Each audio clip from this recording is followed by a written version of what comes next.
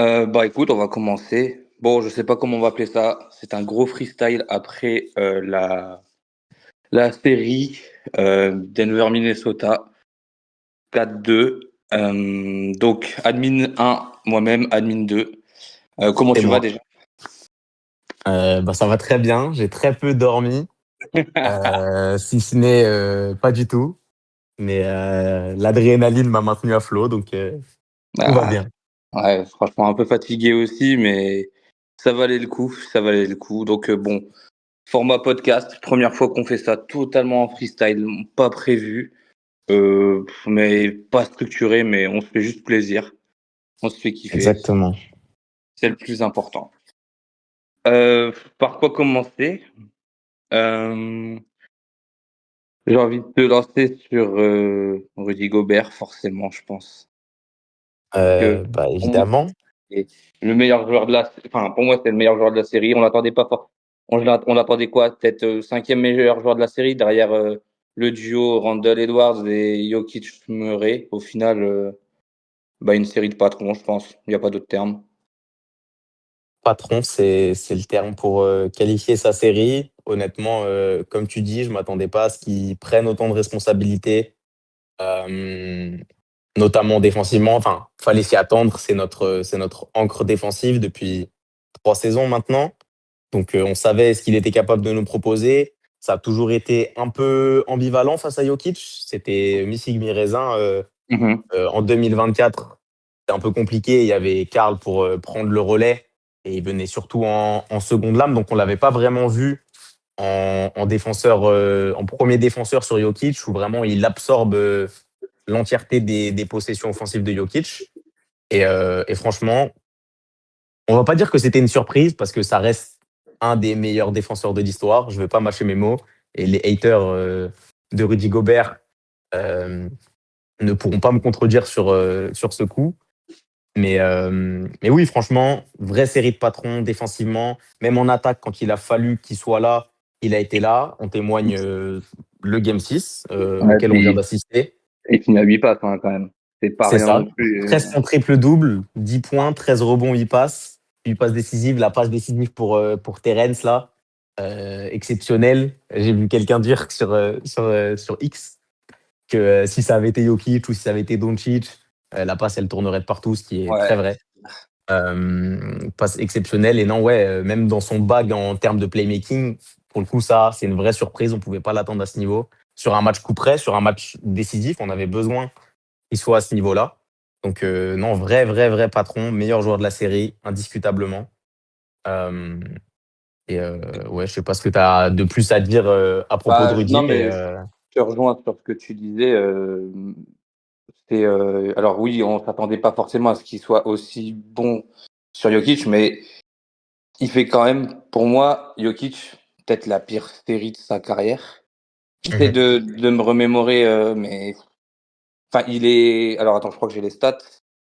Ouais, il est à 40, même pas 45% au tir et 19% à 3 points. Ouais, c'est Sachant ça, que 20% à 3 points, même pas. donc non, non, franchement, j'ai envie de dire, bah merci Rudy quoi, et à voir Et- s'il va nous proposer quoi de victoire parce qu'après c'est encore Ouais, un autre. c'est ce que j'allais dire. Il y a la saison 2 qui arrive là. Ça risque d'être un peu, c'est un profil différent, à voir s'il va le gérer plus ou moins bien, mais bon, ça ce sera encore un autre sujet. Mhm. Euh, mais on en parlait hier, mais moi je trouve aussi, enfin, que c'est incroyable que McDaniels et Gobert ont géré le pick and roll Murray Jokic à deux. Il n'y a pas eu Mhm. besoin de doubler, ce qui fait que bah, les role players des Nuggets n'ont pas eu enfin, n'ont pas pu vraiment s'exprimer parce que bah, ils avaient toujours quelqu'un sur eux. On a essayé quelques fois de doubler, au final, ça s'est vu que bah, déjà, hormis le fait que c'est pas un truc qu'on maîtrise vraiment trop.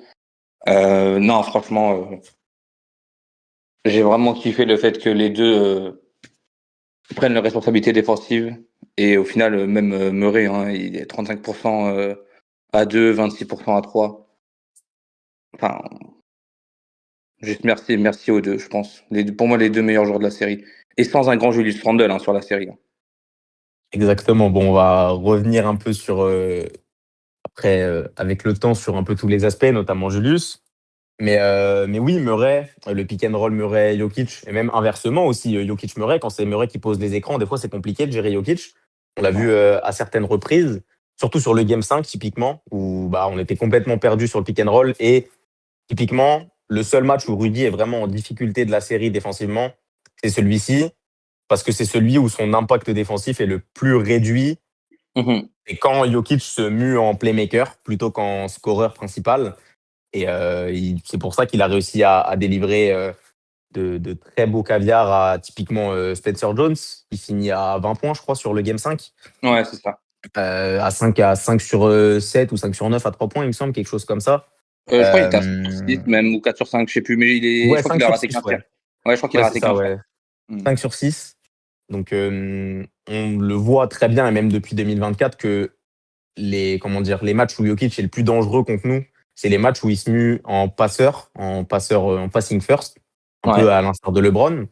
Et, et pour le coup, sur les autres matchs, ils ont vraiment réussi à gérer ce pick and roll. Le match 1, c'est peut-être le seul match où Murray a pu vraiment s'exprimer grâce au pick and roll. Il y a eu des ajustements à faire. Et ça aussi, on va y revenir. Pour le coup, je trouve que la série de Finch, de ce point de vue-là, elle est vraiment, vraiment correcte, vraiment très bonne même. Mais Ouais. même Murray, j'ai une citation après le game 1, en conférence de presse, où il se vante un peu. Le journaliste lui demande, y a-t-il une importance quant au joueur qui défend sur toi? Et il dit, ça change rien, je prends un écran, je marque. Et au final, comme tu l'as dit, les stats sur la série, bah, il finit, même si il a marqué, je crois, 30 points 2 ou 3 fois sur la série, mais les autres matchs, c'est genre 12 points, 16 points et 7 points, je crois, quelque chose comme Mais ça. tu sais Enfin, que j'ai un doute sur le fait qu'il finisse un autre match à plus de 30 points à part le game 1. Et encore, il parle de scorer sur n'importe qui, mais je crois qu'il est à 7 sur 22. oui, non, non, ouais. Il y a deux Pourcentage, fois où il est en plus de 30% au tir, je crois. Et je pense qu'il dépasse juste une fois 45% au tir sur la série. Donc en termes de stats, ouais, bah, série compliquée pour Murray, mais après, faut dire attends, j'ai les que stats sous les yeux. Du coup, 30 points game 1, 30 points ouais. game 2, 16 points au game 3, 30 au game 4, Ah, 24 ok, au game 5 et 12 cette nuit. ok, je pensais pas Donc autant. il a scoré quand même. Ouais, il Ouais, a scoré, mais les pourcentages, par contre, les pourcentages sont vraiment ignobles.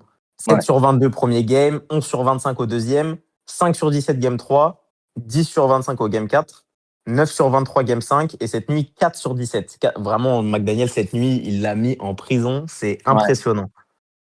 Non, non, c'était un match vraiment assez fou à vivre. Et, et je voulais faire la bascule aussi, forcément, sur le match 4 qui est pour moi on va dire, le tournant mais dans tous les sens du terme. Donc, dans les Ah deux oui. premières minutes de jeu, on perd Dante qui se fait le tendon d'Achille. Et Mhm. un quart temps plus tard, Edwards avec une hyper extension et un autre, j'ai plus le Bone Bruise, je crois que ça s'appelle un truc Et comme ça. contusion, ouais, c'est Ah, contusion de l'os, ouais. C'est ça. ok. Et donc là, on se dit que c'est le temps de la série. Au final, Ayo arrive à mettre 43 points, nous fait gagner le match littéralement en attaque. Derrière Game 5, on le perd, mais on s'y attendait un petit peu, forcément. Ils sont de retour à la maison. Denver a un peu le momentum au niveau de tout ce qui est santé. On sent que la série peut tourner et au final, on revient à la maison et on prend le match 6. Aucune défaite à la maison sur la série. Non, le Target Center et même Minnesota est un état de basket. Je trouve que le sixième homme a joué son rôle à fond. Enfin, septième du coup, je sais pas comment on dit. Complétant. Le 16e homme. Ouais, 16e même. Mais non, non, le Game 4 pour moi a été vraiment un tournant. Et puis Mhm. Ayo Dosunmu quand même qui n'a pas joué hier, mais il faut lui remettre ses fleurs. On a été le chercher pour absolument rien. Bah, ça, Et c'est dans mes notes, ça. C'est dans mes notes. Là, on parlait. Ayo, honnêtement, quelle pioche. Tim Conley. Je suis le premier à avoir été un grand supporter de Rob dès sa draft. On a été très hypés. Tous, je pense, ou une grande partie des fans de la fanbase des Wolves. que ce soit la fanbase internationale comme américaine. Mais Rob a très vite montré ses limites, notamment avec son physique, simplement, sa corpulence, son gabarit. Ça le restreignait d'un point de vue NBA. Il n'était pas du tout Mm. NBA ready. Et, et on a beau y avoir cru, il y a un moment où il fallait se rendre compte que ça marchait pas. Et Tim Conley s'en est très vite rendu compte. Il s'est rendu compte de son erreur d'avoir envoyé un peu trop de pics de draft pour monter et au final pas du tout utiliser ce joueur et le faire progresser. Et cette trade deadline, c'était le bon moment, je pense, pour se séparer de Rob. Et quelle acquisition! On passe de Rob Dillingham qui est pas du tout NBA ready après deux trois saisons, qui est pas capable de tenir même 10 minutes, 5-10 minutes dans la rotation, à un Mm. joueur qui vient, qui step up, que ce soit en fin de régulière comme en playoff. Et quand je dis step up, c'est même un euphémisme de dire qu'il step up parce que après les deux blessures, quand t'es 43 points, 27 points en deuxième mi-temps, j'ai noté. Ouais, 27 points en deuxième mi-temps, c'est 5 exceptionnel. sur 5 à 3 points, 12 sur 12 au lancer, des plays exceptionnels qui te mettent dans une dynamique et dans un momentum exceptionnel. Honnêtement, Ayo, sans lui, sans cette acquisition à la trade deadline, en fait, on gagne pas cette série simplement. Ouais, non, non. Et du coup, il faut aussi donner ses fleurs à Tim Conley, tu vois. Ouais, On a beau le critiquer, on s'attendait à un gros move à la trade deadline. On s'attendait ouais, à ça, du KD, à du Harden aussi, ça parlait. Giannis, Ça a pas été. Harden, Kawhi. Enfin, pas KD cette trade deadline, pardon, mais Kawhi, Harden ou Giannis. Au final, c'est Ayo Dosunmu. On ne dit pas qu'on est déçu, mais on est un peu, on est On un peu était, quand même ouais, déçu. on était resté sur notre fin sur le C'est coup, ça. mais en termes de, enfin, ça fait quand même bien sens, surtout que on a joué avec un 5 toute la saison sans meneur, donc avec Mhm. Dante et Ant qui, bon, sont plus des guards Des que des postes 2, meneurs. ouais. Plus des Ouais, enfin, postes pour 2, les des deux. shooting guards, ouais. Mais non, au final, ça fait sens et ça lui donne raison aujourd'hui. Ça lui donne raison Mhm. aujourd'hui. Mais Complètement. pour sortir un peu de l'aspect stats, c'est surtout le cœur avec lequel Mhm. on jouait Minnesota toute la série. Parce qu'au final, ce que je disais, c'est que du basket, ça reste 5 personnes contre 5 personnes sur un terrain et c'est ceux qui en veulent le plus qui gagnent. Et ça a été le Mhm. cas. Parce que sur le papier, on n'était pas donné du tout gagnant, hein, que ce soit au début de la série ou même après la blessure à 3-1, on était encore donné perdant. Et au final, bah, on a fait mentir. On a fait mentir. Ça, moi, c'est, comme tu dis, hors des stats, simplement. Et c'est un peu aussi ce qui était inquiétant vis-à-vis de la perte de Dante. Et que Dante, depuis le début de la série, pour moi, genre avant sa blessure, c'était le deuxième meilleur joueur de la série Ouais. derrière Rudy. Ah oui, bien une Et, super série. euh, et honnêtement, j'ai pris la stat ouais, sur les trois matchs qu'il a joué, il a 2 interceptions par match. Donc, on Ouais, n'est pas non, une non, équipe non. qui provoque énormément de pertes de balles. On est surtout celle qui les subit. Et du coup, il joue avec du cœur. Les hustle plays de Dante DiVincenzo, enfin, ça, c'est mémorable, quoi.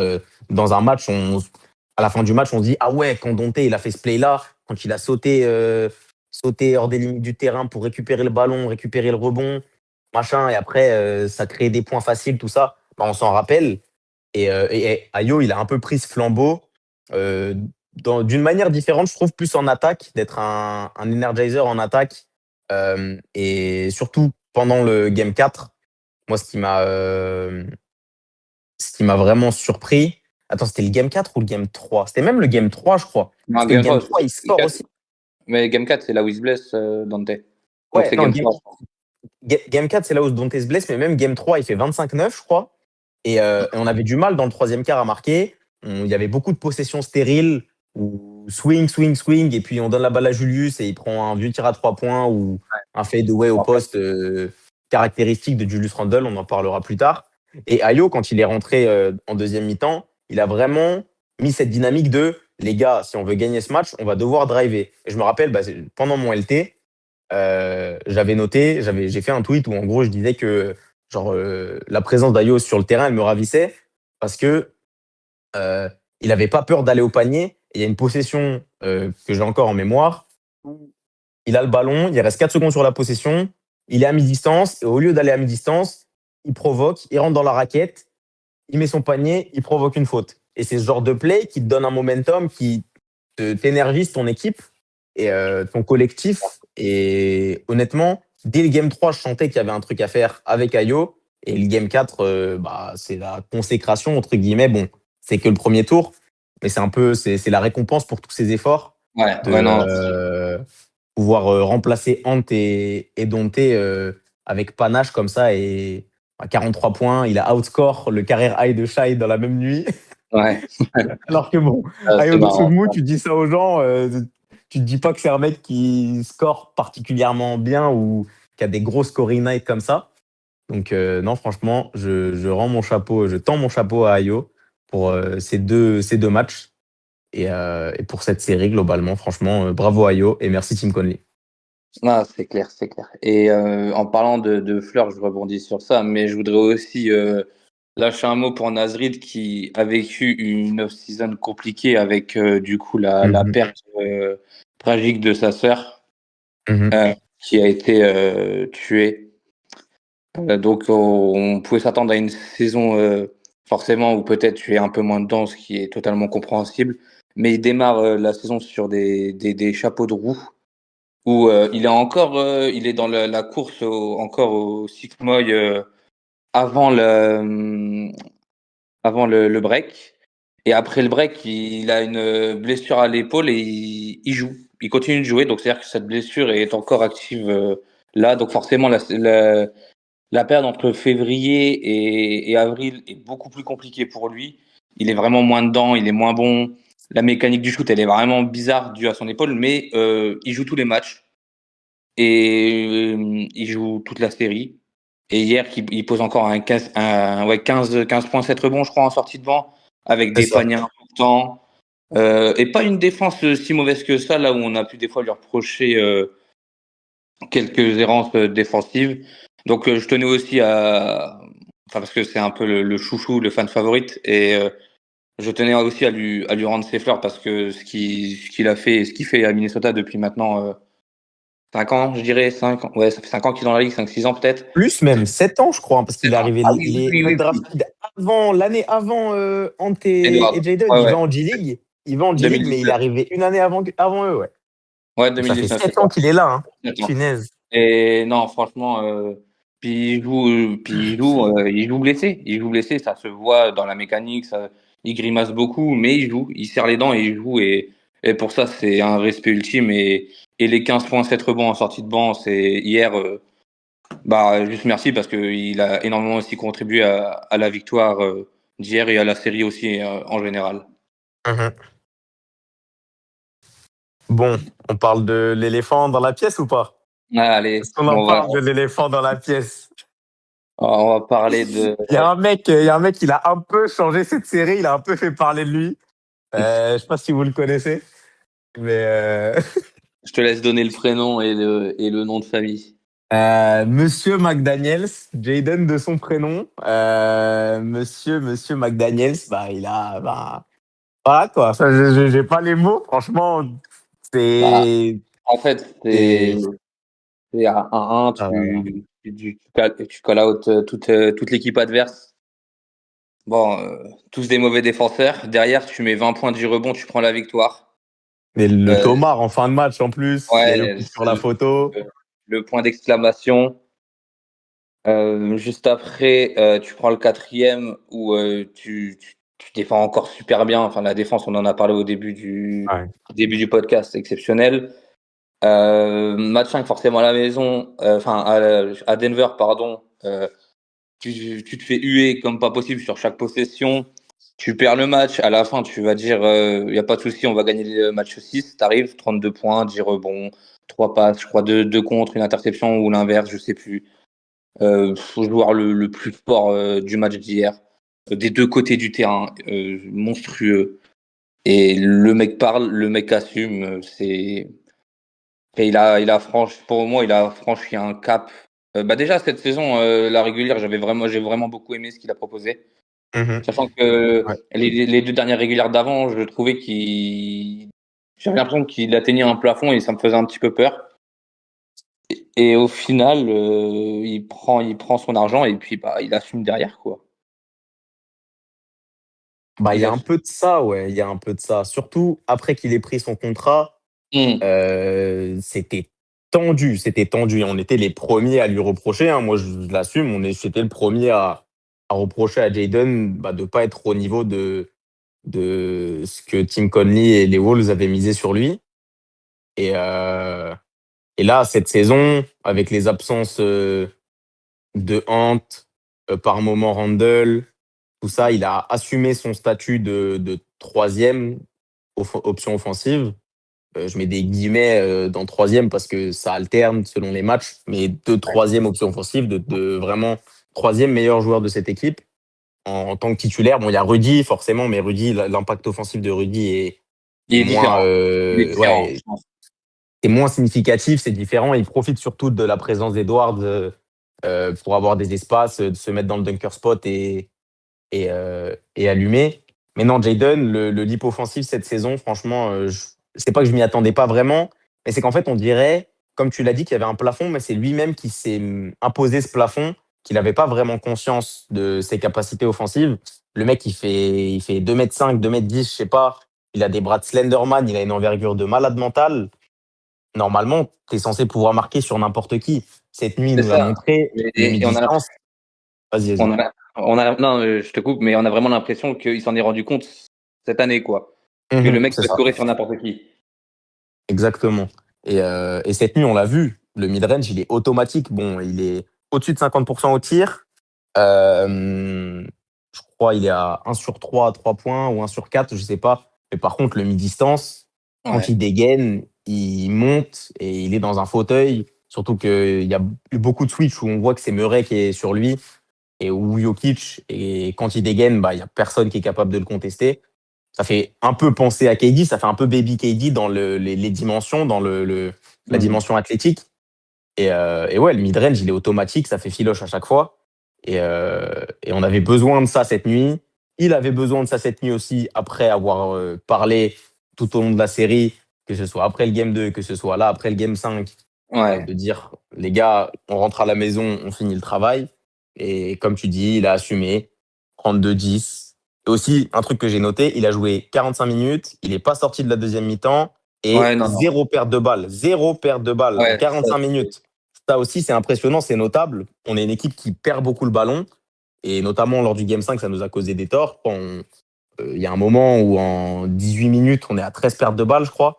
Ce qui ouais. est, enfin, c'est inquiétant. On est une équipe qui perd beaucoup le ballon et que du coup, sur 45 minutes, un joueur qui porte beaucoup la balle comme ça, qui fait un 32-10, qui perd aucun ballon, bah, honnêtement, c'est aussi admirable. Et c'est à noter, c'est pas anodin qu'il ait pris ce saut offensif, cette confiance dans ses capacités offensives, que ce soit le dribble, que ce soit le shoot. Euh, et franchement, chapeau Jaden McDaniels d'avoir assumé, de pas s'être caché derrière ses propos et après C'est clair. de un peu faire pâle figure. C'est sûr que le Game 5, c'était un peu compliqué. Tu es dans l'adversité. C'est peut-être la première fois de sa carrière qu'il a ce rôle de super vilain un peu, Ouais, c'est clair. que d'autres ont pu endosser par le passé, mais c'est pas une star. Tu vois, Ant, il parle, enfin, on sait qu'il est capable d'assumer ce rôle de super vilain. Il a l'habitude. Il a l'habitude. C'est ça. Il est habitué. McDaniel, c'est pas un franchise player, c'est pas une superstar. Et donc c'est un Et peu la. Et Vas-y. ça rejoint ce que tu disais tout à l'heure, le fait que bah là il est pris un leap offensif, enfin il a eu un leap offensif de ouf, mais je pense aussi c'est parce que bah quand l'équipe est au complet, il se cache derrière Edwards, il se cache derrière Julius Randle. À l'époque, il Mhm. se cachait derrière Towns aussi, qui bah Mhm. il sait que ces mecs offensivement sont des monstres. Du coup, il va mettre sa petite dizaine de points, il va juste remplir ses missions défensives et basta. Alors que en réalité, il est capable de bien plus et il nous l'a démontré sur la série. Mhm. Ouais, franchement, chapeau. Il a walk the talk, comme on dit. Il C'est a, il a stand on business, stood on business. Et ça, c'est c'est- euh, c'est très appréciable. On aime avoir des vilains comme ça dans notre équipe. Puis c'est surtout que j'ai hâte de voir la suite, quoi, parce que là, enfin, on gagne, mais ben ils m'ont bien hype pour la demi de conf contre les Spurs. Je sais pas dans quel état on sera ni avec qui, mais en fait, j'ai envie de me lever à 3 heures pour voir ces gars jouer. Ils donnent envie de Ouais. se lever. Sachant que Exactement. en régulière, j'ai pas tant regardé en direct que ça, obligation forcément des fois oblige, hein, mais là je me lève, je me lève et Mm. hem et c'est vraiment super. Donc j'aimerais quand même qu'on parle rapidement de la série de Julius Randle et j'aimerais vraiment ton avis sur, on va pas rigoler, mais en fait Moi, je blague, moi, c'est bon, je rigole. Je rigole, je m'en fous. en Non, fait, vas-y. pareil, on s'attend à ce qu'il soit le 3 ou 4 grand max meilleur joueur de la série. Au final, bah, il fait un bon match 5, je trouve. C'est genre, enfin, au scoring et tout, il est là, même en général. Mais après, j'ai pas trop de souvenirs de. Des fois, il met des paniques. En fait, parce que, allez, je vais commencer juste par les points positifs. C'est ce que j'aime chez lui. C'est pourquoi aussi Tim Connelly est allé le chercher. C'est parce qu'à l'époque, avec Towns, on vivait beaucoup trop derrière la ligne à 3 points. Et là, quand on est dans le dur, tu lui files la balle au poste et il va gratter ses lancers, il va aller provoquer de la faute. Et ça, c'est un truc qui nous fait vraiment du bien, ça on va pas mentir. Mais en dehors de ça, je l'ai pas trouvé. Alors hier en défense, j'ai bien aimé son match, mais à part ça, je l'ai pas trouvé au niveau auquel il a été, par exemple l'année dernière en playoff, ou même Mhm. le niveau que qu'on a vu en régulière cette saison sans Anthony Edwards, où à chaque fois il avait step up, et ça on lui enlèvera pas. Mais là dans cette série, je l'ai trouvé un poil en dessous de ce qu'on attendait. Bah, moi, allez, on va partir sur le positif. D'abord, comme tu dis. Euh, c'est vrai que les points, quand on est dans le dur, comme tu dis, que l'attaque, elle tourne pas, on a besoin d'aller gratter des lancers, de casser le rythme un peu aussi je vais dire quand les Jokic, quand les Nuggets ont un bon momentum, de casser leur dynamique, de voilà, casser les rythmes, on arrête la cloque, on va chercher de lancer. S'il faut prendre un temps mort après, on prend un temps mort et on repart de plus belle. Donc pour ça, voilà, il baisse la tête, il se met au poste, il fonce. S'il est doublé, il est capable de kick out. C'est pas un Ouais, il mauvais lâche. playmaker. Non, du tout. Et après, de temps en temps, il lâche. Des fois, point positif, pardon. Ça va, ouais, ça va Euh, vraiment dépendre, mais positif. mais non, du coup, ça nous fait du bien offensivement d'avoir ce ressort-là. Typiquement par rapport à Towns. Towns, quand il faisait ça, bah, il y a 3 possessions sur 4 où c'était offensive, où il y avait un coup d'épaule un peu trop véhément qui partait Ouais. et il prenait la faute offensive. Ça handicapait l'équipe, ça l'handicapait lui, parce que ça rajoutait une faute. Et on connaît le bonhomme, ça partait souvent très vite en foul trouble. Donc, non, franchement, sur cet aspect, il fait du bien. Défensivement, comme tu as dit, cette nuit, pas trop mal. Au-dessus de son niveau moyen, il est un peu. Son niveau moyen défensivement, il est. Hein, Ouais. voilà. C'est ric-rac. Euh, et après, le Game 5, en fait, moi, j'ai. Ok, il a scoré, il a pris ses responsabilités offensives. Mais quand tu vois qu'en face, Jokic, il est capable de bien scorer autant, je crois qu'ils ont tous les deux marqué 27 points, et d'avoir 6-7 passes décisives de plus, en fait, c'est un peu décevant parce que on sait que c'est pas un mauvais playmaker, comme je l'ai dit tout à l'heure. Il est capable de gérer l'attaque, même en se mettant en point forward. Voilà, il se met en tête de raquette et c'est lui qui distribue. S'il faut que Rudy vienne lui poser un écran et qui, voilà, jouer le short roll, tout ça, il est capable de le faire. Et pourtant, il ne le fait pas. Et je trouve que c'est décevant et que Finch, de ce point de vue-là, ne le tient pas assez responsable justement, de ses responsabilités offensives-là. Euh, Ah, surtout que donc, dans les sorties médiatiques de Finch, on l'a souvent vu prendre la défense de Randall. Du coup, je pense pas oui. qu'il lui en tiendra malheureusement rigueur. Mm. Mais c'est comme ça. Bref, mais non, pour l'aspect positif, voilà. Et ouais, non, pour l'aspect négatif, sur le reste de la série, on voit quand même que c'est un poids défensif. On s'en est pas vraiment rendu compte et on a tenu les Nuggets 3 fois en dessous des 100 points parce que le duo Gobert-Jaden, comme tu l'as dit tout à l'heure, a été phénoménal sur l'ensemble de la série défensivement. Mais il y a certaines rotations où on se rend compte que c'est un poids qu'il n'est pas capable de se gérer. il est pas concentré. Des fois, ça cut dans son dos, les backdoors, tout ça. Et c'est problématique parce que l'identité principale des Wolves, qui fait de nous un contender depuis 2-3 ans, c'est quand même l'identité défensive. Et on l'a encore vu Mm. sur cette série avec Jaden et Rudy. Et du coup, d'avoir un joueur comme ça qui a pas vraiment cette conscience défensive, cette conscience de l'effort, bah, ça pose problème. Et surtout que là, avec la série qui arrive, ça va être d'autant plus Ouais, important c'est ça. qu'il ait cette conscience-là parce que par rapport aux Nuggets, je pense que les Spurs ont beaucoup plus d'armes offensives Ah, et puis peuvent. les role players, c'est autre chose hein, chez les Bah, Spurs. c'est ça. C'est que tu passes de Spencer Jones et Cam Johnson à Devin Vassell, Keldon Johnson, Dylan Harper en sortie de banc qui, comme il l'a fait dans le match 5 là, peut te sortir 17 points en sortie de banc alors que c'est un rookie. Bon bah Ça voilà va être. quoi. C'est pas le même acabit et va falloir se débrouiller avec ça. Et donc va falloir qu'il soit d'autant plus concentré en défense parce qu'on va avoir besoin de lui sur cet aspect du terrain. Ouais, non, non, je te rejoins sur tout ce que tu as dit. Et en plus, tu fais la transition pour les Spurs.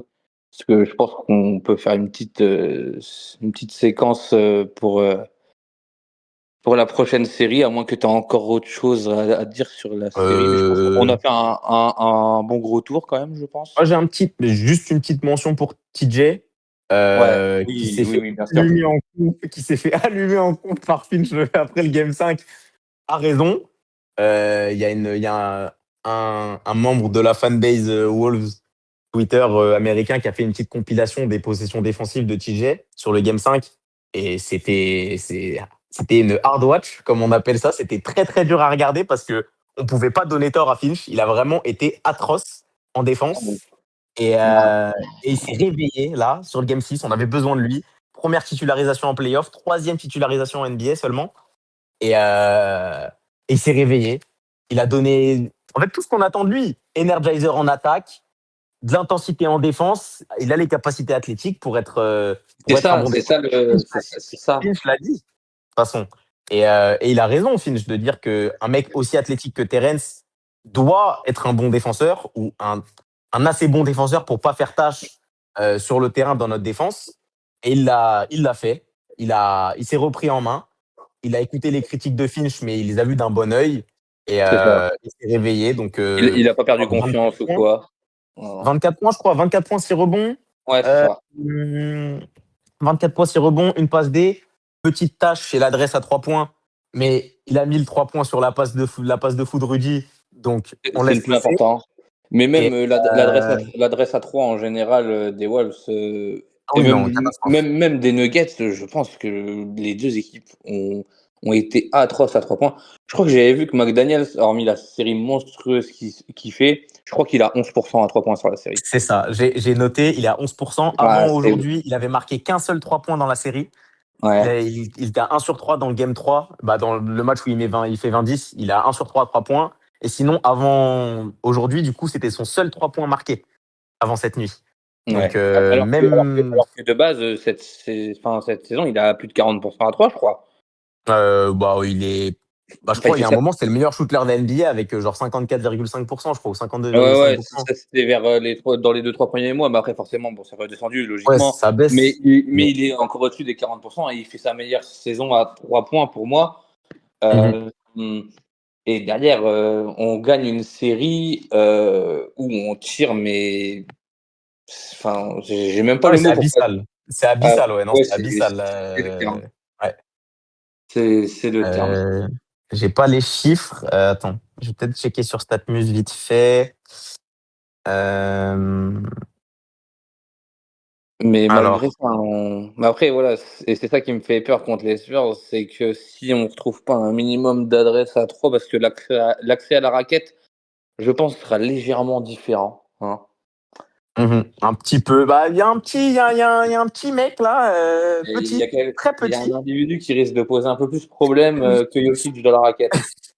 Bah, je dis pas que Jokic c'est un plot, mais ouais, il y a un petit, Ah, il y a bah, il y a un un Depoy, objet quoi. non identifié. Ouais. Il y a un objet volant non identifié dans la raquette des Spurs qui fait un petit peu peur.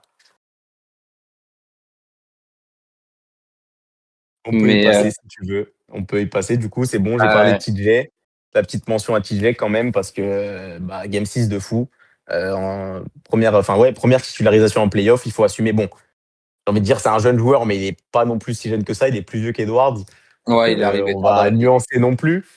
On va aussi un peu Mais nuancer, mais mine en de termes rien, il a assumé. d'expérience, c'est ça. En termes d'expérience dans la ligue, il en a pas des Mhm. masses et il a tout de même bien assumé hier.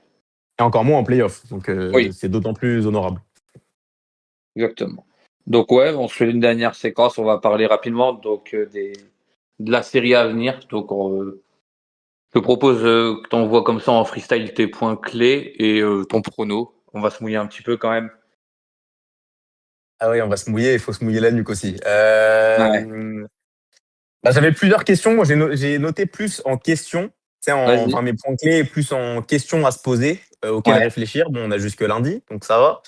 Mais la première, c'est notre défense et du coup leur attaque et surtout l'OVNI, là, l'objet non identifié. Wembanyama, qui est-ce qu'il garde?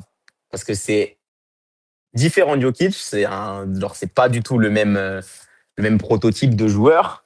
Et est-ce qu'on met Rudy ou est-ce qu'on met Julius dessus? Parce que c'est un joueur qui est capable de stretch. Il va pas tirer à 25% à 3 points, 19 même, pardon, à ouais. 19% à 3 points comme Jokic, où il y a très peu de chances que ce soit le cas. Il est capable de tirer sur la tête de tout le monde, Rudy inclus. Et, euh, et du coup, la gestion de son attaque, de ses possessions offensives, elle va être totalement différente de celle de Jokic, surtout qu'il est très bien entouré. Et que si on essaie de le doubler ou on use de certains subterfuges pour diminuer sa présence en attaque, ben en fait, il y a Stephen Castle, il y a De'Aaron Fox à côté, il y a Keldon Johnson, il y a Dylan Harper. Voilà, enfin, la liste, elle s'allonge. Et en fait, bah, ça fait peur. Ça fait peur de savoir que la défense, là, ça va être une toute autre discussion que celle qu'on a pu avoir contre les Nuggets. Et franchement, même Champagny, tu vois, enfin, on double sur Wemby à C'est Champagny un qui est ouvert à super 3 joueur. points, Hein. bah, je C'est suis un pas super. Ouais, content. Hmm. Je suis pas content que Julian Champagny il soit ouvert à 3 points, tu vois. Genre, Non, non, non. ça marche. C'est un vrai joueur et bah, en fait là, enfin pour répondre du coup à ta question, je pense que si on revient un an en arrière, j'ai envie de te dire qu'on laisse Rudy en second rideau. Mhm. Mais après, là, la question se pose. La question se pose. Parce qu'en soi, il a défendu Jokic et Jokic était quand même souvent assez haut sur le terrain. Je veux dire, alors oui, ils ont raté leur tir, mais Mhm. Rudy aujourd'hui a jamais été aussi fort à défendre en haut comme ça que maintenant en fait. Mais c'est vrai que si tu restes comme ça, Wembanyama il va bien rester au large. Il est vraiment c'est un joueur très intelligent et l'accès à la raquette sera vraiment beaucoup plus ouvert. Parce que Jokic Mhm. finit quand même généralement les possessions soit au poste ou il roll ou enfin il y a quand même pas mal de fois où l'action se finit sous le panier, mais je suis fine, je sais pas. Je pense que alors bon, je suis fine, je m'adapte. C'est j'ai un peu de mal à Hein. y croire, Il sait pas mais faire. c'est vraiment ce que je ferai. Je pense que je ferai un petit peu des deux. Et ça dépendra aussi de la physionomie pardon, du match et aussi de nos absents. Parce que je pense que ça peut aussi jouer. Parce que quand Edwards va revenir, ça aussi pour moi, c'est une question. Que j'ai regardé le calendrier et les matchs, je crois que c'est un jour sur deux sur les Tous 5 les deux premiers matchs. jours. C'est Ouais, tous les ouais, 2 jours jusqu'au game 5, ouais. ouais, c'est ça. Donc, il n'y a pas une fois où il y a 2 jours où enfin, on peut pas gratter énormément. Sachant qu'il y a Mhm. minimum 2 semaines pour Edwards, là ça va faire une semaine. Et encore, ce serait vraiment dans le meilleur des cas, je le vois pas revenir avant le match 4. Enfin, ouais, je suis un peu sceptique à ce niveau-là, mais si je me mouille, je pense que je mets Randle sur Wembanyama et je mets Gobert en second rideau.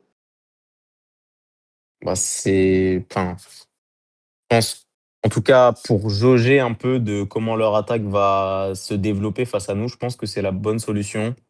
Parce qu'en fait, ils ont trop de menaces intérieures. Enfin, ils ont un meneur de jeu c'est un running back. Bon, pas sur le physique, mais la vitesse, en tout cas, Beaucoup de slashers, ouais, aussi. c'est ça, ils ont beaucoup de slashers. Ils ont Castle qui slash, ils ont Fox qui slash, ils ont Vassell qui slash, sorti de banc Harper il slash, Keldon Johnson il slash. Genre, ils ont plein de mecs qui sont capables d'aller au panier, d'être dangereux, rapides et dangereux Ouais, au non, panier. Et si il nous tu faut laisses Gobert à Rudy l'intérieur. haut, Hmm. c'est ça, si tu laisses Rudy haut sur Wemby dans le périmètre, comme tu dis, Wemby c'est un joueur qui est intelligent.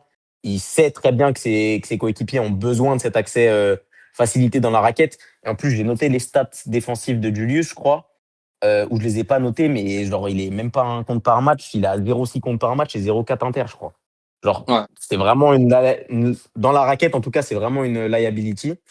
Et du coup, si on laisse Rudy au large avec Wemby à l'extérieur, bah, on va se faire manger à l'intérieur, je pense. Donc, ouais, plutôt Julius sur Wemby. Après, du coup, là, j'ai regardé leur dernière line-up. C'est Champagny qui est en 4. Donc, tu laisses Rudy sur Champagny. Et si tu fais le pari de laisser un peu trop Rudy à l'intérieur, ils ont des mecs qui sont capables de swing et de trouver Champagny dans le corner ou à 45. Il y a Ouais. moyen que ce soit problématique aussi. Donc, à voir. Honnêtement, à voir. Je ne sais pas comment ça va se dérouler. On va voir lors du game 1. Ouais, bah, je pense C'est qu'il y une aura quand même question. une grosse phase, ouais, il y aura une grosse phase d'adaptation comme pour le Ouais, premier ouais. match à Denver où Mhm. Finch avait testé quelques trucs, notamment en mettant 12 minutes de Mike Conley, qu'il a Ou totalement slow-mo. arrêté de faire Même au match slow-mo, hein. Même slow-mo. ouais, ou ce qu'il a totalement arrêté de faire au match 2 quand il a compris que Mhm. c'était pas vraiment la solution. Donc je pense que le match 1, ça va beaucoup s'observer. Et au match 2, on aura je pense, ou alors dans le match 1, courant match 1, on aura peut-être la réponse à nos questions. T'es optimiste quoi en match 1 avec Ouais, notre grand j'espère. maître de l'adaptation. Dans un monde normal, on va dire. Match 1, on a des réponses, mais j'ai des doutes. Ok, deuxième question. Encore en défense, on fout Jaden sur qui? Ah ouais, parce que ça aussi, c'est une bonne question. Il y a Bah, Fox, il y a Castle à gérer. en Après, fait, on pour va moi, c'est compter un sur des le deux. retour d'Ayo. Mais Ouais. Pour moi, c'est un des deux. C'est soit Fox, soit Castle, forcément. Mais pour toi, qui est le plus dangereux des deux aujourd'hui? bah, honnêtement, après, je n'ai pas regardé de match de leur série, j'ai pas regardé de replay, je vais m'avancer sur rien. Je suis pas un spécialiste des Spurs. Mais j'ai Mhm. quand même l'impression sur les retours, en tout cas de fans des Spurs que je vois, que Castle est plus régulier et plus dangereux, que c'est quand même plus une menace, genre continuellement, quoi, sur la continuité du match. Du coup, peut-être à tester sur Castle au départ, voir si Ayo s'en sort bien sur Fox, parce qu'en vrai, je pense qu'Ayo a quand même un profil qui peut coller aux deux.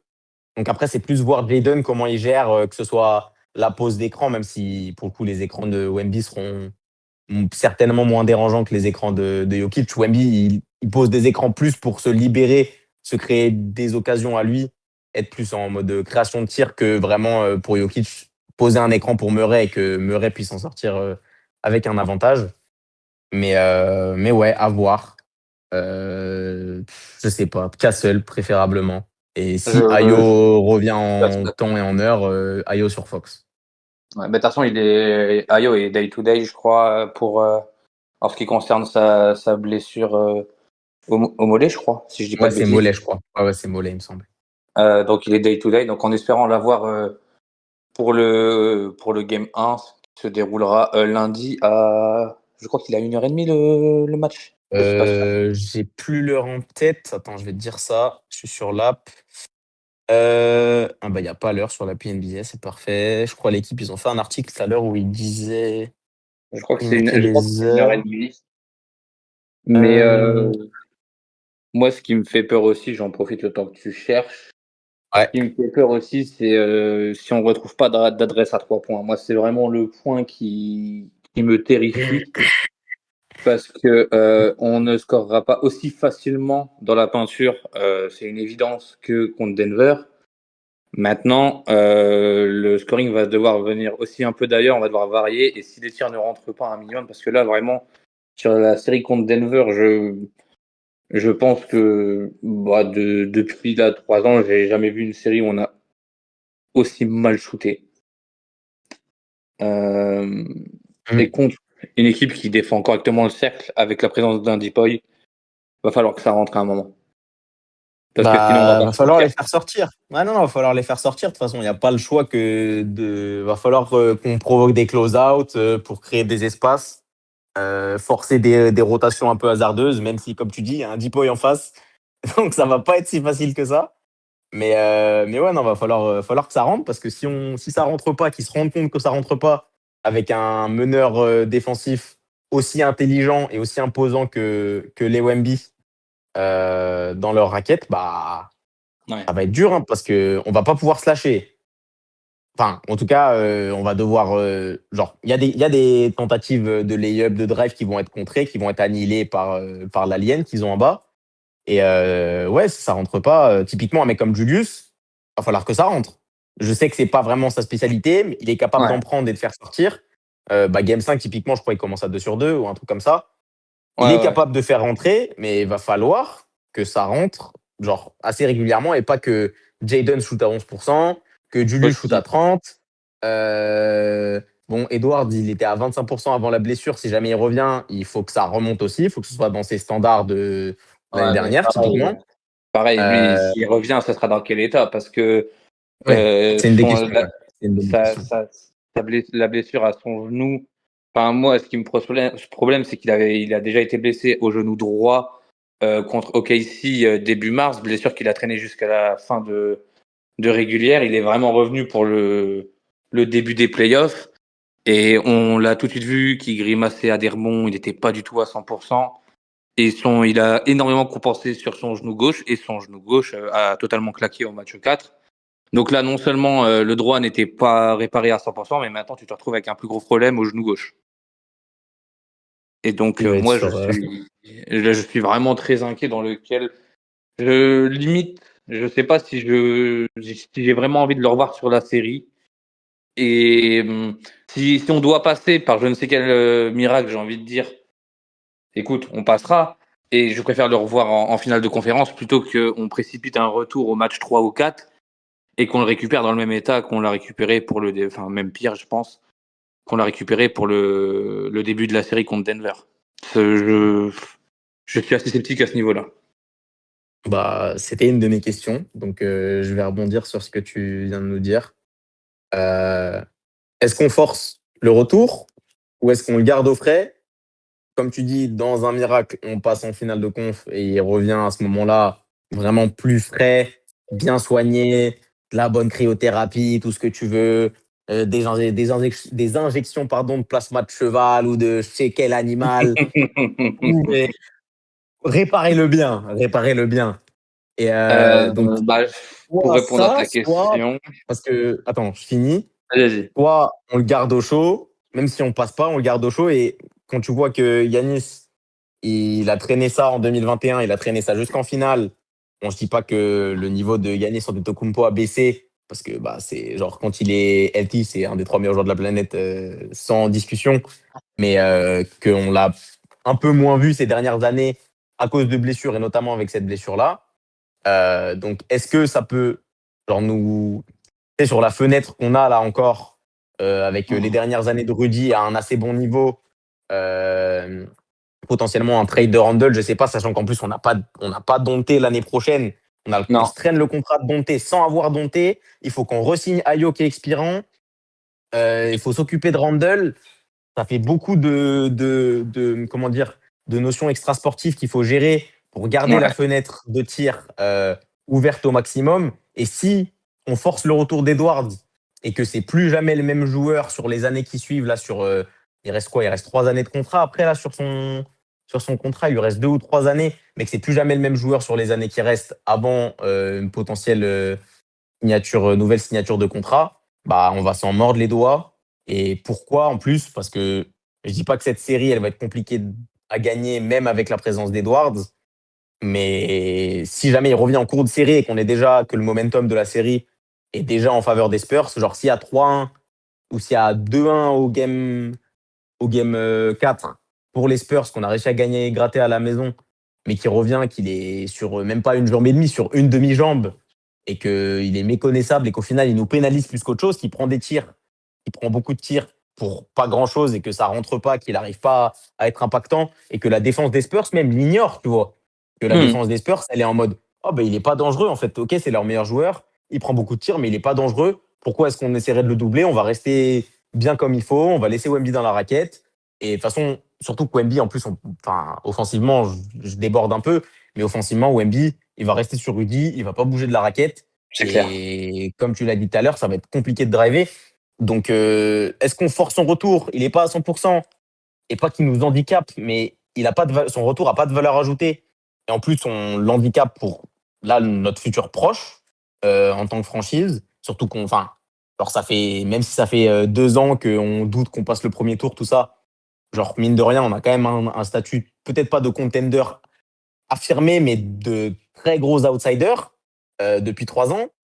Et est-ce qu'on gâcherait pas ça au profit d'une série qui est même pas sûre d'être gagnée ou enfin je sais pas en fait, mais Bah, je c'est ce suis pas que, sûr que ça vaille le coup, ouais. ouais, c'est ce que j'allais te dire. C'est limite, j'ai envie que la décision soit prise en fonction de comment avance la série. Si on Mhm. se prend 3-0, ça sert absolument à rien. Si on gratte un match, même en grattant un match, je préfère limite qu'ils reprennent 3-4 jours de plus pour être sûr. Voir si on fait le 2-2 ou si on se prend 3-1. Si on se prend 3-1 et retour au Spurs, ça sert à rien. Mais Mhm. dans un monde où on fait 2-2, où la série est accrochée, bien plus disputée qu'on pouvait le penser à la base, je suis OK pour le relancer parce que, comme tu as dit aussi, les fenêtres en NBA, elles se referment très très vite. Et si on peut retrouver un moyen de retourner en finale de conf contre sûrement OKC, c'est à prendre parce que c'est pas tous les jours qu'une équipe va en finale de conférence. Et là, ça ferait notre troisième de suite. Mais après, oui, c'est sûr que si le genou grince comme celui de Giannis sur les années, parce qu'il l'a dit en plus que sa blessure-là, il la ressentait encore aujourd'hui, je crois. Je crois que j'avais Ouais, entendu ouais, il ça. en a parlé, ouais. Donc, Mhm. t'as pas forcément envie de ça, surtout pour un joueur comme Edwards. Mais c'est compliqué. Après, la récupération, les corps sont tous différents, forcément. Oui, non, puis on l'a vu avec Euh, lui. Enfin, il y a des matchs où la cheville, elle tourne et si c'est n'importe quel autre joueur de la NBA, bon, ouais. peut-être pas Wemby ou Shai, mais genre si c'est le commun de la NBA, entre guillemets, bah, l'entorse, elle met 2, 3 semaines à récupérer et lui, il revient en 3 jours, tu vois. Enfin, Ouais. donc, il y a ça aussi, mais juste pour clore ce point, euh, moi, ce qui me chafouine un peu, c'est que même si on arrive à faire 2-2 et que son retour, il est impactant, en fait, enfin, comme tu dis, d'un côté, c'est pas tous les jours qu'on peut faire 3 finales de conf. Et on va faire, enfin, 3 finales de conf d'affilée, je veux dire. Et on va les faire. Mais en vrai, s'il joue encore sur une jambe et qu'en plus, enfin, ça se trouve, ça peut empirer son état, il peut se repéter. On arrive à OKC, il est pas là.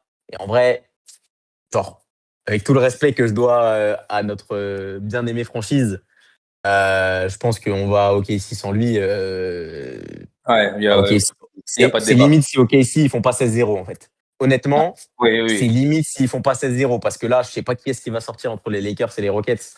Mais quelle que soit l'équipe qui va sortir, ça se trouve, ça va aller en Game 7, ils vont être épuisés, ils vont arriver contre une équipe d'OKC qui a eu 2 semaines de repos et ils vont se faire fracasser. Et on va arriver, si jamais on passe, on arrive face à cette équipe d'OKC qui a encore eu une semaine de repos, qui a tapé 4-0, 4-0, et on Hmm. arrive sur notre meilleur joueur. Honnêtement, genre, ils peuvent faire un vilain 16-0 et on va juste être la risée de la NBA. Même si, bon, il y a la blessure et c'est comme là, avec les Nuggets qui revenaient en force, surtout sur Twitter, de dire ah, machin, c'est bon, la série, elle est gagnée. Ils n'ont pas Edwards, ils n'ont pas DiVincenzo. Les comparaisons Aaron Gordon, Peyton Watson, DiVincenzo, Edwards, bon, Ah, je bien vais sûr. pas épiloguer là-dessus, mais voilà. Mais donc, même sans Edwards, on va être là en mode ah, cette équipe-là, elle est en conférence, en finale de conférence, nanana. Bref, il y a ça. Mais d'un autre côté, il y a aussi le pendant positif, entre guillemets, de on reste un petit marché et un petit marché qui fait 3 fois finale de conférence d'affilée, c'est pas anodin. Et donc, genre, typiquement, pour un trade avec Randle, essayer d'aller chercher vraiment une star, une co-star à Edwards, parce que je considère pas vraiment Randle comme une star, avec tout le C'est respect que un je lui dois. lieutenant, c'est un bon lieutenant, C'est mais un ça. bon lieutenant, quoi, mais genre, il nous faut une co-star, genre, pour vraiment prétendre, pour justement gratter ce titre de contender, ce statut de contender, plutôt que le statut de gros outsider, pardon, il nous faut cette co-star en attaque qui est capable, à côté d'Edwards, de planter, genre 20, 25 points, genre night in, night out, pardon. Euh, et genre d'être vraiment un vrai lieutenant, de pouvoir organiser à côté. Typiquement, un mec comme Scotty Barnes, on en parlait hier soir, mais un mec comme Scotty Barnes, bah, c'est un fit qui est génial. Ok, Ouais. c'est peut-être un moins bon shooter que Randle, et encore, ça se discute. Mais Mais sur le reste, genre basket, ouais, sur le reste, ça, c'est enfin exceptionnel. niveau basket, sur le reste, le QI basket, QI défensif, c'est un monstre en défense, que ce soit au niveau du QI ou son envergure, ses compétences athlétiques c'est un monstre. Et du coup, un mec comme Scotty Barnes, tu vois, c'est un exemple. Hein, il n'y a rien de fixé et il peut y en avoir plusieurs des costards. Mais un mec comme Scotty, bah, tu vas le chercher. Genre, tu passes encore un step alors que tu viens de faire 3 finales de conférence d'affilée. Donc voilà, tu vois, des mecs comme J-Dub, comme Chet à côté de Shai, bah, on sait qu'ils sont capables de scorer 20 points de moyenne à côté de Shai alors que Shai, il est déjà à 32 points de moyenne. Hmm. Donc voilà. Donc il y a les deux pendants. Il y a le pendant, ouais, bah il va se répéter, ça peut fermer la fenêtre et on va en finale de conf, mais on se fait laver par OKC. Mais d'un autre côté, ben c'est le petit marché qui va en finale de conf 3 fois d'affilée dans une conférence Ouest qui, je dis pas qu'elle a jamais été aussi relevée, mais qui est très très très relevée. Ouais. C'est aussi quand même significatif et ça peut être un élément d'attraction pour certaines stars, en tout cas le sportif. Parce qu'après, bon, l'État du Minnesota, on connaît, hein, c'est ce qui fait aussi qu'on a un petit marché. Mais Hmm. c'est les dures lois de la NBA. C'est ça. Non, bah, je pense que tu as vraiment bien résumé le Ah, j'ai point. épilogué, hein. Pardon, j'ai beaucoup parlé. Non, non, J'ai non, monopolisé mais la parole, mais voilà. c'est intéressant de. Mais non, mais c'est surtout bien de développer les points. On fait pas en surface, hein, de toute façon, c'est pour ça je pense qu'on est quasiment à 1 heure là. T'as d'autres points à relever ou on passe au pronostic? J'essaie d'y réfléchir. Qu'est-ce que j'avais noté? Ah oui, petit dernier point, question que je te pose et je vais te laisser parler. Est-ce que la line-up tall ball que Finch a utilisée, notamment cette nuit, donc qui consiste en Naz, Rudy et Julius, est-ce que ça peut marcher contre cette équipe des Spurs, tu penses? En tout cas en attaque. Et peut-être même en défense en vrai. Enfin, des deux côtés du terrain, à vrai dire. Je pense que oui, parce que bah alors des deux côtés du terrain, moins sûr. Mais Mhm. je pense qu'en attaque, on a nos chances parce que les Spurs vont sûrement jouer. Les Spurs vont jouer un petit peu petit, je pense, quand même, par rapport à ce qu'on a nous.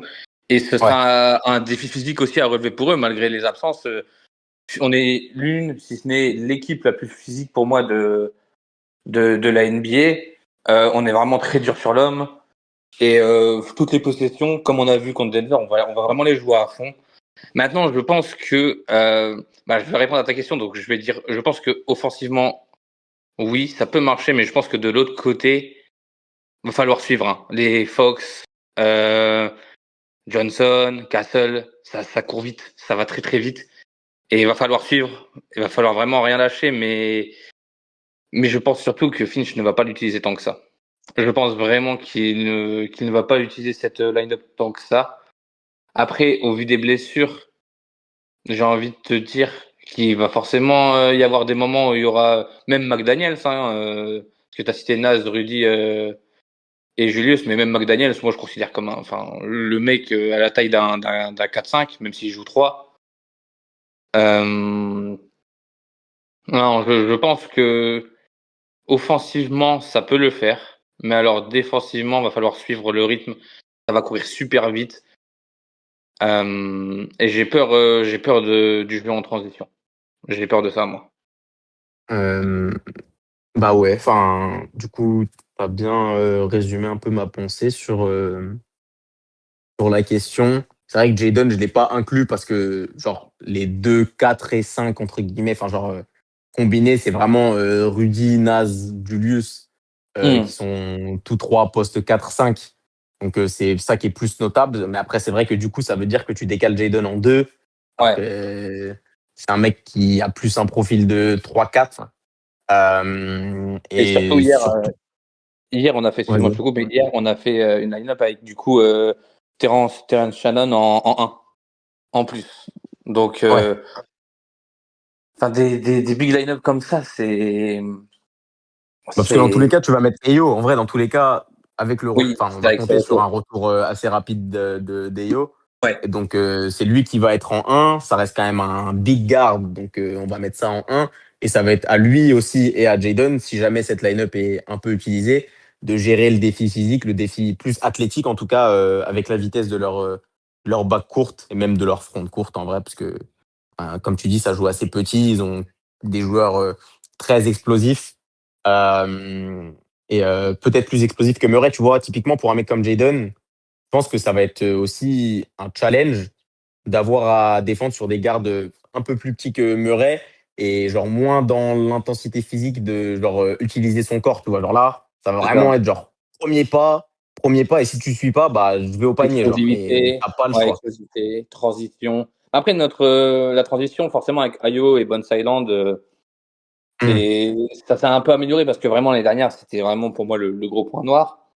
Ouais. Mais là, c'est plus transition offensive parce que transition défensive, je trouve qu'on a encore des fois. Bon, on Là, l'a ça va vu être hier dur. aussi un petit peu. Il y a des passes, je crois, à un moment, Cap Johnson qui trouve Jokic ou inversement, je sais plus, où tu sens que des fois, on traîne un peu le pied pour revenir. Et là, alors là, ça va aller vraiment tout vite. Donc, si on envoie une line-up de big, il va falloir vraiment qu'ils cavalent en défense. Et j'ai peur aussi que ça les épuise de l'autre côté et qu'ils soient un peu moins lucides en attaque. Et ça, on en revient aussi au point Julius Randle, le flemmard par excellence quand il s'agit de revenir en transition. Et si jamais c'est vraiment un poids défensif, que Finch lui en tienne rigueur.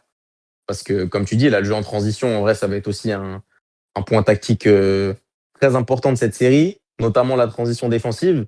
Et si tu as un mec comme Julius qui traîne des pattes, soit parce qu'il a la flemme, parce qu'il est crevé ou qu'il veut s'économiser pour l'attaque, mais qu'on on Moi, prend il y a 25-30 points en ouais. transition par match, bah.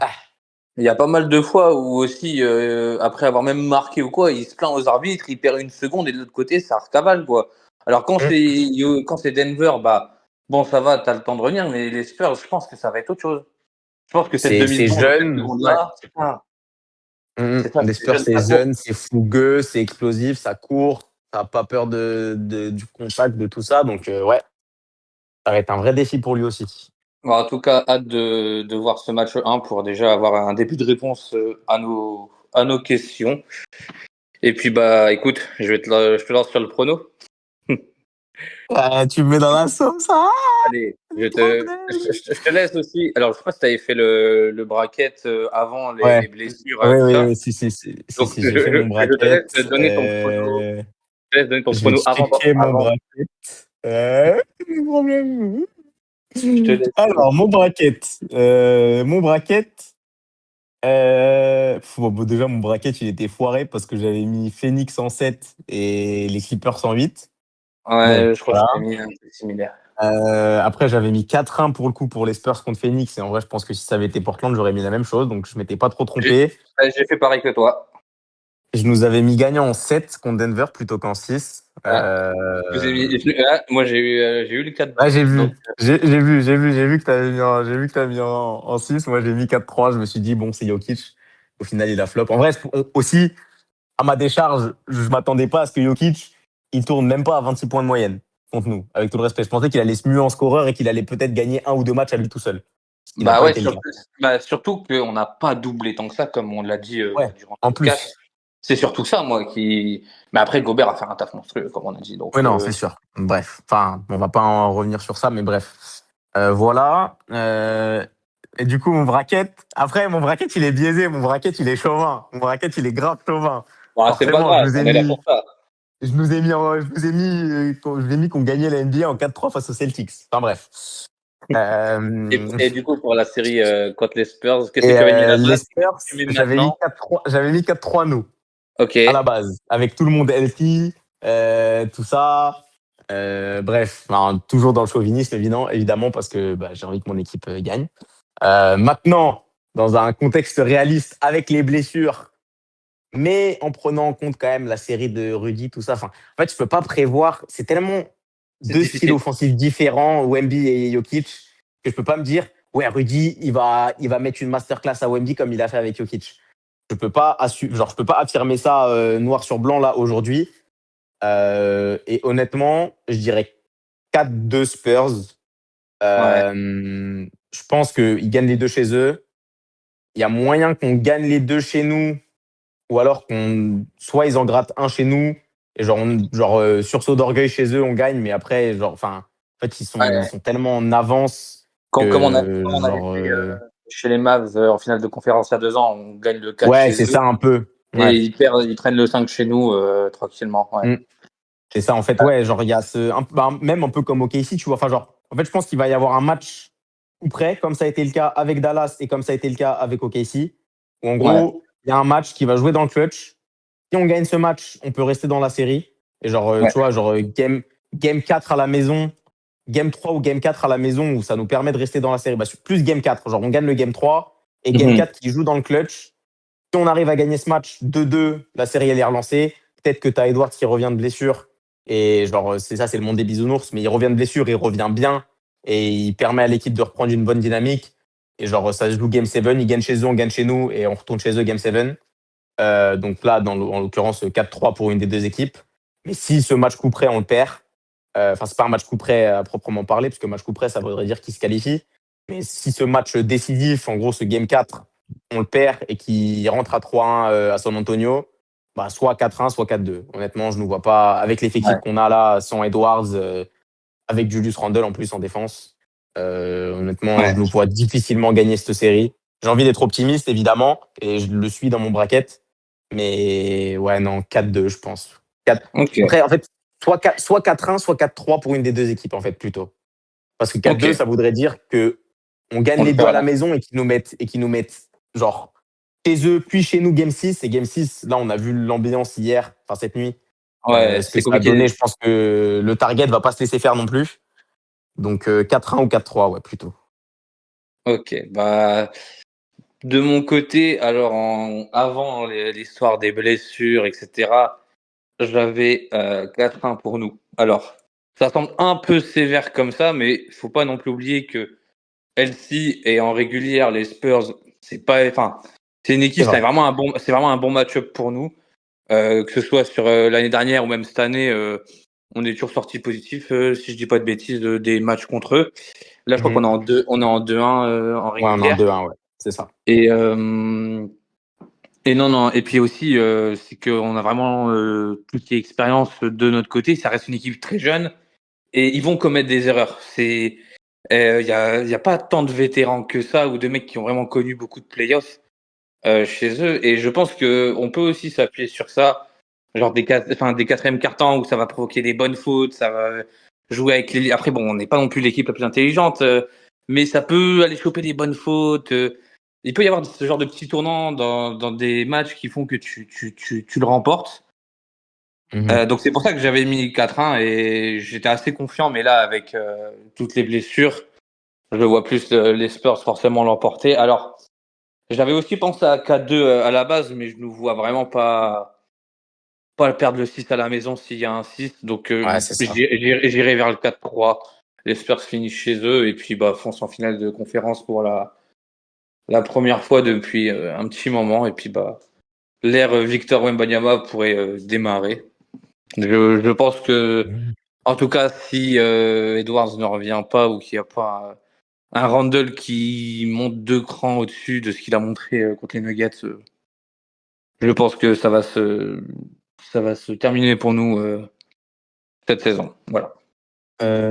Ouais, attends. Juste, je voulais vérifier un truc. Attends. Ouais. Euh, En fait, enfin, je suis d'accord avec toi pour le coup sur le fait que ce soit une équipe qui soit jeune, euh, qui soit peu expérimentée en playoff. Du coup, c'est le premier run de playoff pour beaucoup d'entre eux. Euh, et surtout à ce niveau de compétition, en plus d'intensité. Euh, bon, les Blazers, je dis pas que c'est pas que l'Oregon, c'est pas un état de basket, mais je pense pas que Ouais, c'est le Moda Center là-bas, que le Moda ouais, Center ça. était en fuego. Genre là, ils vont se ramener pour 2 matchs minimum au Target Center. On l'a vu là dans cette série que le Target Center, c'est un chaudron pas possible. Et ça Mm, fait, bah là, depuis vraiment là, les saisons récentes où on est allé en playoff et qu'on fait des longs runs de playoff, que c'est vraiment. Alors, il y a une culture basket dans le Minnesota et le c'est Target clair. Center, c'est une salle de basket. Donc, ça, pour le coup, je suis d'accord avec toi. Il y a cet aspect-là, manque d'expérience. Mais même avec un retour d'Edwards, tu vois, typiquement, le match, là, je m'en suis rappelé. Du coup, il y a un des 3 matchs de régulière contre eux. Et c'est le match qu'on perd en plus. C'est le match où Edwards plante 55 points. C'est où Ouais. dans le clutch, là, ça sera encore coup pour coup avec Wemby, où en gros, genre pendant 3 minutes, ils ont la balle dans les mains tous les deux. Et ça t'envoie la calache sur la tête. Et il y en a pas un qui loupe un panier. Et même ce match-là, on l'a perdu, tu vois. Et je me dis que même dans un match où Edwards est bien, mais typiquement, tu vois, Randall, il met 17 points en 41 minutes. Il est à combien? Est-ce qu'il y a ses pourcentages? Mais il n'y a même pas ses pourcentages. Il est protégé par StatMuse. Le grand Julius. Ah, si, pardon. 4 sur 13. 4 sur Ouais. 13, ce bon vieux Julius. Et Il nous il y faudrait avait autre chose de sa Dante. part. Tu vois, on a besoin que ce soit un grand Julius Randle sur cette série parce que si il nous fait, bah, même, tu vois, j'avais noté les pourcentages. Genre, je les ai pas sortis quand on a parlé de Julius, mais j'ai noté les pourcentages là sur la série. Bah, il y a 2 matchs où il est au-dessus de 50% au tir. Et il y a un 6 sur 15, un 6 sur 16 et un 6 sur 17. Il a fait Ouais. des tours dates. Il fait il y a Ah, un festival de Julius Randle en juin. Le 15, le 16 et le 17, si vous voulez. Petit concert de c'est Julius Randle. des Mais stats qui non, me du rappellent coup. un très bon ami du Minnesota dans les années 2010. Ah Les bon? 6 15 à le très célèbre Andrew Wiggins, quand même. Ah, ce bon vieux Doudou qui prenait des mi-distances, les mi-distances à la Kevin Garnett, là, un pas Ah, dans franchement, la ligne à 3 ouais. points. Non, mais écoute, vraiment hâte de voir ce que ça va donner. Ouais. Puis, bah, en vrai, c'est sympa sur un podcast. Faudrait qu'on fasse ça quand même plus souvent. Ouais, c'est Bah, cool. Bon, limite, c'est peut-être un peu long, je pense. Faudrait qu'on structure peut-être un peu plus. Là, vu que c'était freestyle, on est un peu après, là, parti dans c'était tous les vraiment sens. freestyle. Donc, ouais, c'est ça. C'était plus Ouais. freestyle. Je sais même pas le nom qu'on va donner au truc. On verra bien plus tard. Mais en tout cas, bah, écoute, merci de ta participation. Je pense qu'on a vraiment fait un bon gros tour. Et puis, bah, hâte de voir la Ouais. suite. Hâte de voir la suite. Ouais. Ça va faire le graphique là. It's so over, we've never been so back. Ça va faire ça toute la série, je pense. Je Game 1, pense. game 2, on va se faire arracher, puis on va revenir au target. McDaniel, il va sortir un 35 piece, on va être là en mode. Ouais. Bref. Ah, puis merci à ceux qui vont écouter. Et Ouais, puis, bien bah, sûr. Et du coup, ouais, de rien. D'ailleurs, je n'ai même pas répondu à tes formules de politesse, mais de rien t'inquiète. de ma Et puis, bah, présence. on essaie peut-être Et de sortir la série contre les Spurs. Parce que même si on le perd, ce serait quand même important de noter ce non, non, non, qui bien sûr, je suis d'accord. va aller et ce qui va pas. Exactement. Allez, merci à tous et bah, à la prochaine du coup. Ouais, à la prochaine, tout le monde.